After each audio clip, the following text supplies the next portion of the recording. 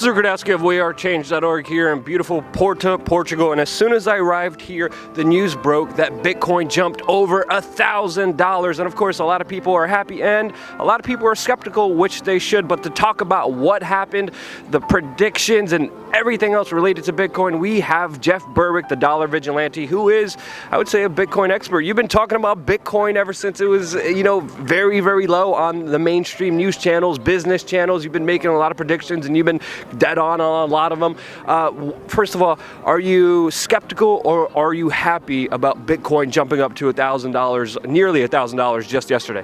Well, I'm never unhappy when Bitcoin soars. I think we've been sort of in a bit of a lull for the last few months, and it's pretty funny because in most markets, if you have a couple months where it doesn't go up dramatically or down dramatically, that's very normal. But in cryptocurrency world, a lot of people are starting to talk, oh, is it dead now? Because it hasn't done anything crazy in a while. It's actually kind of a good sign that it's kind of starting to become a little bit less volatile. It's becoming big enough where the big moves aren't happening all the time anymore.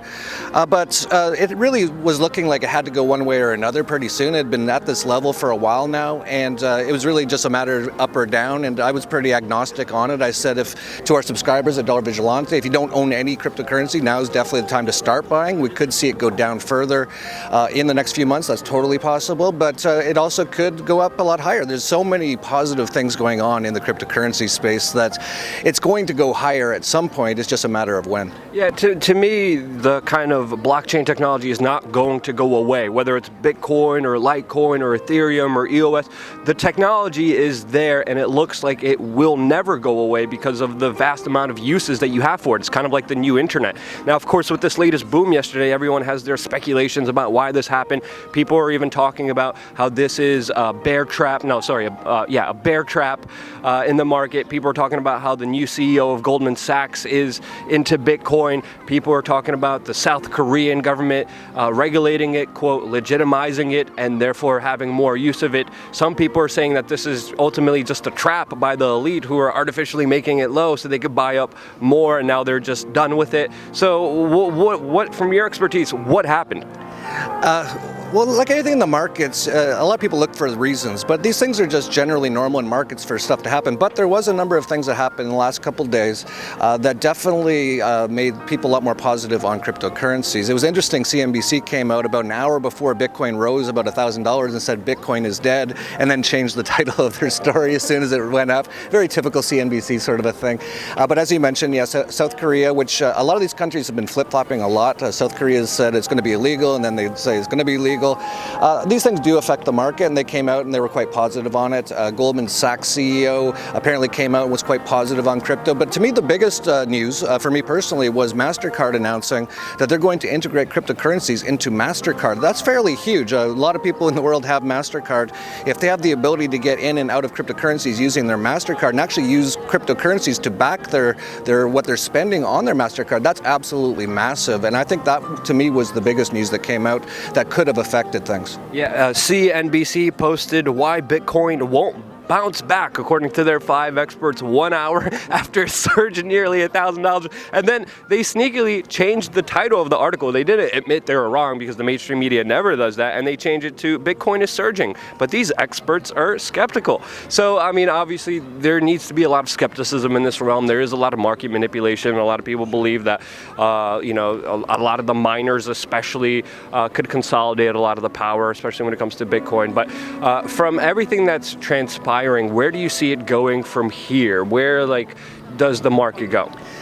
Well, there's so many factors involved in why cryptos are so important. For example, just this week, the IRS extortion agency came out and said that if you owe more than $50,000 worth of taxes, they're going to revoke your passports. And apparently that affects tens of thousands of people. So the U.S. has essentially become a sort of a debtor's prison all of a sudden. So if you don't pay them their extortion fees, which are completely illegitimate, but if you don't, you can't even travel anymore. So that really says a lot to the power of cryptocurrencies, because the more that you can get away from the banking system and the taxation system and be into something that they can't control or seize on their own, that's more powerful. So you're starting to see so many things happening in the world as these major governments are in massive debt, starting to really collapse now. The currencies are all being inflated dramatically, that people are just waking up, and there's billions of people on Earth, and every day some people go, maybe I should get into cryptocurrency. There's lots of crazy stuff going on. So I think that to me is the biggest sort of reason that I have no doubt that cryptocurrencies are going to do very well. I think, I don't want to name any numbers like John McAfee and say I'll eat my own penis if it doesn't hit $1 million by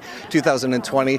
Some people, I've seen some other prognostications. I'm very bullish on it, but we can see lower prices in the meantime. I actually said to TDV subscribers back in December and January when Bitcoin, the day before Bitcoin hit $20,000, I put a video on YouTube saying it was time to take profits.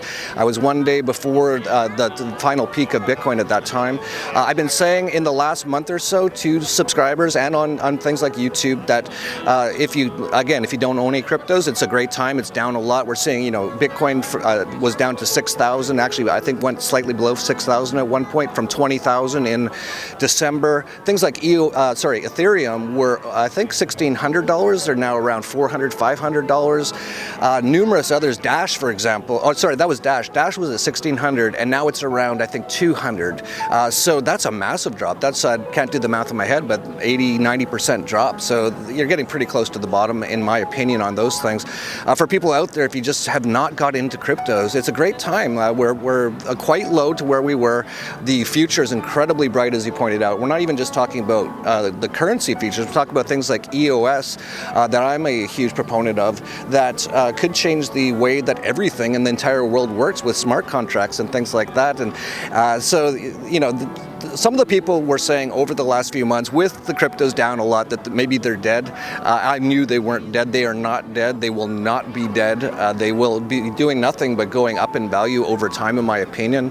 But a lot of people, that was actually good. It was good. We washed out a lot of the bullish. There were so many kids on the internet all talking about Lambos and going to the moon and stuff like that. And I was like, this is too much, too fast. No market's easy. You got to be smart in any market. But for people who haven't gotten into cryptos yet, now's a great time to start looking at them. Yeah, we're seeing a lot of talk online, especially people saying that it's going to go down to 5,000 again and then skyrocket up to 20,000. But again, no one really knows in this entire field, but this field is ultimately decided by the people who use it. It's still kind of open out there. There are some controlling interests. There are interests who do want to control it, but it's really determined by you, the individual, which currency does well, which currency does not do well, how do people use it. It's been very, very important to me as independent media, after getting screwed on YouTube, having the cryptocurrency community come in there, even working with Dash previously before. We might even work with Smart Cash coming up in the near future, because there's really no way of escaping it. The only best way that we can do is try to determine its fate and outcome by having as many positive and amazing people out there. And there has been a lot of greasy people who have infiltrated the cryptocurrency community and have made it about women in bikinis and Lambos. And a lot of people are saying that this latest price drop has cut a lot of the fat out there and has cut a lot of those greedy people who are just out there to make a buck and take advantage of people with their Ponzi schemes and lying to them in order to just be rich. And if you look at the true origins of Bitcoin, the people who were initially first users of it, promoters of it, people like yourself, they were people who wanted a solution to the world's problems, to overtaxation, to government seizing people's bank accounts, to the Federal Reserve that does quasi-banking systems. So the solutions are available. It's really up to you, the individual, and other people to take advantage of them and to steer this kind of new technological innovation, the blockchain and Bitcoin and all these cryptocurrencies, to the right direction. So Jeff, I want to thank you for everything that you've been doing and all the work you've been spreading. You got a newsletter, you got all this other stuff, but any last words about this price boom and where can people find you? Yeah, one thing you didn't bring up that has really helped you and so many people is Steemit.com that you're on. If you're not on there, get on there. It's a cryptocurrency-backed, basically a blockchain-based social media network. So instead of posting on Facebook and getting absolutely nothing from it, you can post there, and you've made quite a bit of money on there. You not only not get anything posted on Facebook, but they data mine, steal your information, sell it not only to the governments but also to private corporations to data mine you and to sell you. When something's free, you are the product, especially when it comes to the big technocratic corporations. Sorry, go ahead. Yeah, and based off of the Steem blockchain is now something called DTube, which you're on. So if you're watching this on YouTube right now, get on DTube, because as you mentioned as well, a lot of us are getting blocked on YouTube. We're not seeing the views that we should be getting from all the work that we've been doing. I've seen my view counts go down dramatically, and I'm my own biggest fan, but I think my work has improved dramatically over the last few years, and I'm seeing the view counts going down. So we're being shadow banned, where they're just making it so people can't find our information. So on DTube, get on there and you can just upvote people like Luke's work, and put your own videos on there, and you can make your own money. So everyone should be looking at all these things right now. They're all fantastic and changing the world. Yeah, the technocracy and the big social media companies, Zuckerberg, Bezos, the other dude who regrets eating a Chick-fil-A sandwich, all those people are not there for you. The future needs to be decided by you with every little small individual action. And there's DTube, there's DLive, which you could also connect to your Steemit account, but the main way you could find me is, of course, Steemit.com @LukeWeAreChange. Jeff, it's Steemit.com/@DollarVigilante. Definitely check them out there, and the more people that use it, it's the same thing with the Steemit thing. They were like, it's a Ponzi scheme, it's a Ponzi scheme. Steemit's a Ponzi scheme. Yeah. Well, it's not for a lot of people for a very, very long time now. People said the same thing about so many other things, and then they were proven wrong. I believe in Steemit, and you should definitely get on there too. As an independent person, even if you're not a creator, you still earn credits for just being on the platform. Jeff, we're going on too long. Thank you, man. Appreciate all the comments and all your expertise, and I hope you guys enjoyed this video. If you did, share it with your friends and family members, because if you don't, no one else will. YouTube, Google doesn't like us, so it's up to you. I love you guys. Thank you again so much for watching. Stay tuned for more.